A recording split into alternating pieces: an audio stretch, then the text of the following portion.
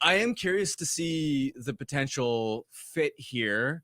What is the fit, Harm? Like, let's start there. Let's start there because I tweeted this out yesterday. I've seen all these people say, where the hell's Kessel going to fit? And my general take is that, look, it doesn't really matter when you have Pius Suter, Niels Höglander, Ilya Mikheyev, Sam Lafferty, Phil Giuseppe, all getting stints in your top 6. And look, Niels Höglander looks like he's going to be a solid fit there and to stay. But the thing about it is going out and adding depth to it doesn't mean that. And when I sent that out, everybody's, oh, you're so mean to Suter and Höglander. It's not it at all. Those are good players, but those are better players when they're down in your lineup. Like imagine Pius Suter being able to have him on a 4th line. Like that makes your 4th line that much better. Yes, but the counter argument would be that Phil Kessel also is extremely unlikely to be a full-time top 6 player. Yeah, but it's such a low risk that if he is, then I think that's found money for you. It is, although there is an opportunity cost in terms of the cap space, right? They don't have a lot to work with, and well, if you're getting Kessel. Is that the best use of the cap space, though? I think. But that's a valid question to ask. So this is where I come to is okay. If he signs, can we all assume it's going to be sub 1 million? Like I think there's a different conversation. We're talking 2 million, but if you can send down Phil Giuseppe to create the roster spot, which you have to do, you have to send down someone. JPAD explored this at Canucks Army today. You know, it'd probably be Mark Friedman.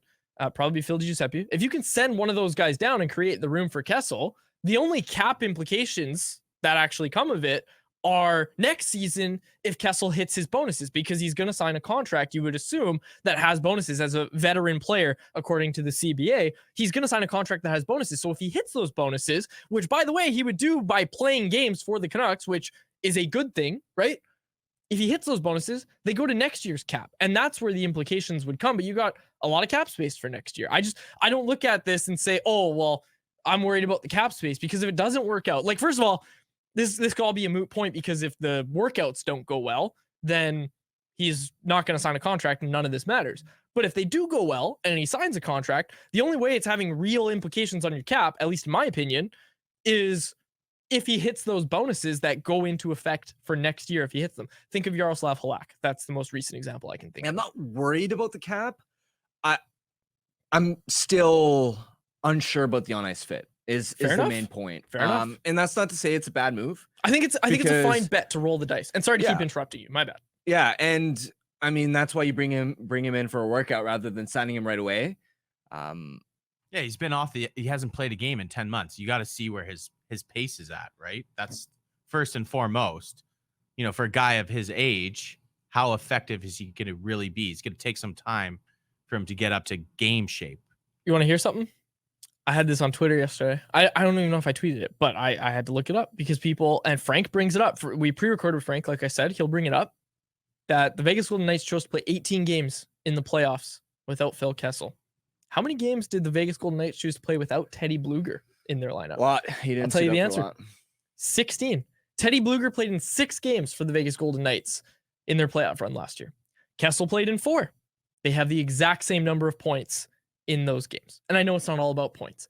What I'm trying to say is that he was a scratch on the Stanley Cup winning Vegas Golden Knights isn't as airtight of an argument as you think, because another guy who was a scratch on that team, Teddy Bluger, is an integral part of the third line right now. The third line that we're going to talk about when we recap the Canucks versus Blackhawks game. I'm just saying, don't write off Phil the Thrill just yet. Like, I think it's a low risk bet. And also, to some extent, I know this sounds kind of shilly, but I'm kind of past the point of like dissecting or doubting what this management group is doing when it comes to player personnel decisions.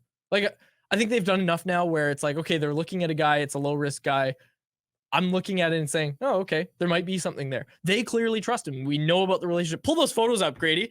The relationship with Jim Rutherford, and of course, Rick Tocchet as well with Kessel. If those guys who are making this decision think that he's at least worth a look at, and then if those guys then think he's worth a contract, who am I to come out here and say, oh, I don't know about this. I don't know what this means for Phil Giuseppe or Mark Friedman.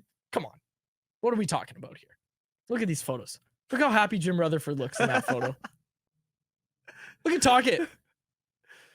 And for those on the podcast, awesome. I'll do the described video. Tocchet is grabbing Kessel's jersey, and guess what they're both wearing? Stanley Cup champion hats. Don't you want to see that in Vancouver? I sure do. I didn't know all the people that don't like Phil Kessel hate winning cups. What year were those cups, Quads? And what year is it now? A couple years ago. Just a couple years ago. So, yes, they're very familiar Are you with trying the to say player. Jim Rutherford and Rick Tocchet are washed? No. I'm saying the player that they acquired is different from the player that they had on those Stanley Cup winning teams. But that's why he's working out. That's why they Right. haven't signed him to a contract. Right. They got to see it with their own So- eyes. Playoff time, let me throw this at you. Yeah. What ramps up? The physicality, the speed, the ice shrinks. You need to be defensively responsible. How many of those things I just listed does Phil Kessel check? Maybe the speed. I know he was pretty quick last year, but again, hasn't played in 10 months, 36 years old. What's one of the first things that players lose when they get older? I'm gonna Their raise feet. you. I'm gonna raise you something, Grady. Jack Eichel last year said that they would not have won the cup without Phil Kessel. Yes, he played in 4 games. We are totally not taking into account how much of a good presence that guy is Played a full in a 82. locker room. Played a full 82. He's still got the Iron Man streak. Like, if he comes back, he's still got the Iron Man streak. And he's made it clear that, that's not a priority of his when he's signing. He's looking for the right opportunity. Maybe that opportunity comes to Vancouver. I don't want to sit here and dissect about what this could mean for Mark Friedman. And I'm not trying to disrespect these players that I'm saying, who cares what happens? You're trying to ice the best team. That's what it comes down to. And I'd like to think that Mark Friedman would agree with me. That, yeah, okay, Phil Kessel is more deserving of a roster spot, which is what the Canucks are trying to figure out right now, is if he's going to be able to help them in the playoffs in any capacity. They're just adding to their depth for free. I think, here, I'll give you this. I think having Phil Kessel on your roster over Mark Friedman, over Phil DiGiuseppe, and those are the only 2 players I'll say, I think that is more beneficial for a playoff run than having those 2 guys on your roster. Either of them, give or take. Maybe we'll see. I can't agree Again, or disagree with any certainty right now. Bottom line, we need just to see Yeah. where his game's at. Are right? we also going to bring up the Phil Kessel is not a playoff performer argument? Who said that? No one said that. Sounded like we're There heading was that a way. case for him No. to win the Conn Smythe, one of Yeah. those Pittsburgh runs. Last year. Yeah, in his 4 games played in the first round. All right. And just back to Bluger, you got to remember too, like he was acquired at the deadline last year for depth when they had Eichel, when they had Chandler Stevenson, William Karlsson, Nicholas Waugh. So correct me if I'm wrong. I think he was playing even on the wing a bit too. So the lesson, in my opinion, is that depth matters. They Right. gave up a 3rd round pick for Teddy Bluger for him to play 6 games in the playoffs. Teddy Bluger still mattered to that team. I'm not trying to undermine Bluger's contributions to the Vegas Golden Knights in those 6 games he played. I'm just saying that if we're bringing up that depth matters, right? You can have a free depth signing instead of going out and trading for a 3rd round pick or trading a 3rd round pick away to go get this depth. You can go get it potentially for free. Again, none of this matters until they actually sign Phil Kessel. I'm Yeah. just saying, you don't have to sit here, contort yourself into a pretzel trying to figure out where he's going to fit in the lineup. It's about carving what type of role that he will have an impact in, right?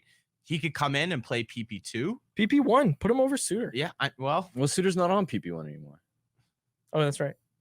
PP2. Sorry, I was quoting Nar in the there is chat. spots in the lineup, but I just wonder push comes to shove. Also throw him on PP1. What's Lindholm doing for you lately?